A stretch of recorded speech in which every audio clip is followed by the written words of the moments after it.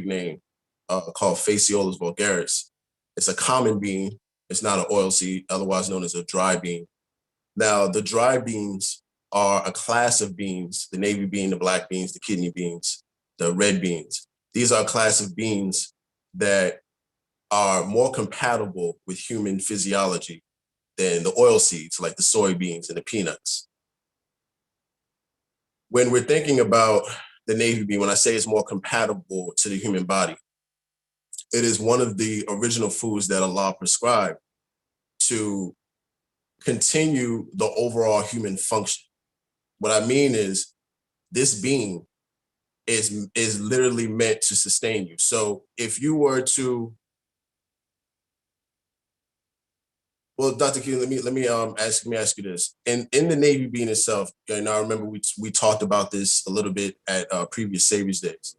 In the navy bean itself, what makes it, and then I'm gonna come back in and expound upon your answer. What makes it more compatible with the human body? There's something I want to bring around with this point. Yes, sir. Well, my understanding and study of the navy bean is that when you break the navy bean down into its portions, which is what the digestive system does to everything we put in the body, the percentage of protein versus sugar versus fat that is in the navy bean is very proportionate to the same systems that's in the body. And then when you look at the ability of those proteins in the navy bean to be broken down into amino acids, is a very easy process, so it's not hard on digestion. And then for the size of a navy bean, right? Because we can look at it, we see it's a pretty small bean, but in comparison to a lot of other foods, it has a very high ORAC value, ORAC. If anybody's interested in looking up what an ORAC value is, in short, it is the size of a food or the portion of a food and the amount of nutrients that it gives in that portion. And so the navy bean being such a small bean, it is very high in glutathione, very high in other nutrients that are immensely important in not only our immune system, but in the way that we extract a lot of toxins and heavy metals and other things in the body that don't necessarily need to be there. It is one of the best foods in doing that, to my understanding. Absolutely. And one of some of those nutrients are actually, there's a set of nutrients in the navy bean called secondary metabolites. These secondary metabolites are pretty much the things that help fortify the human body when the first and foremost nutrients aren't necessarily being absorbed or available. So they act as like a backup system to the main nutrients like the carbohydrates, the sugars, the proteins, the different things of that nature.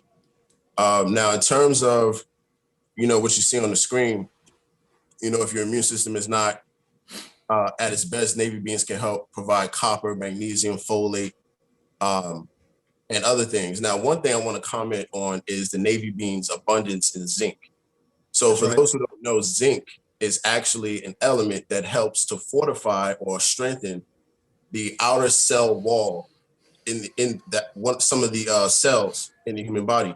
And it keeps certain viruses from having the ability to penetrate that cell wall. That's right. So most of the elements that you see, the copper, the magnesium, they have certain functions. Magnesium helps to regulate heart rate. We have copper, which is used to keep the blood from being viscous or being thicker than what it normally should be. And then you have the folate. Folate helps to fortify or strengthen the arterial wall. The arteries are these vessels that blood flows through to get to other parts of the body.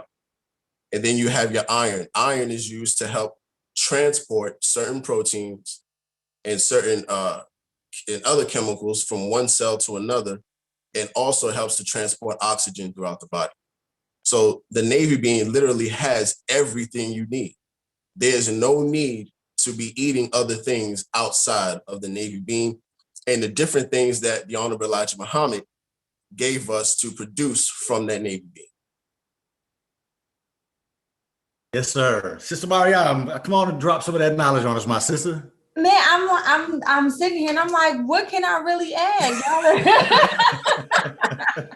Well, I tell you what, then. Saying it all. Okay, well, let me throw this lob to you then, because I think we covered the Navy bean adequately. And of course, brothers and sisters that are listening, that are here with us, there's so much more that we could go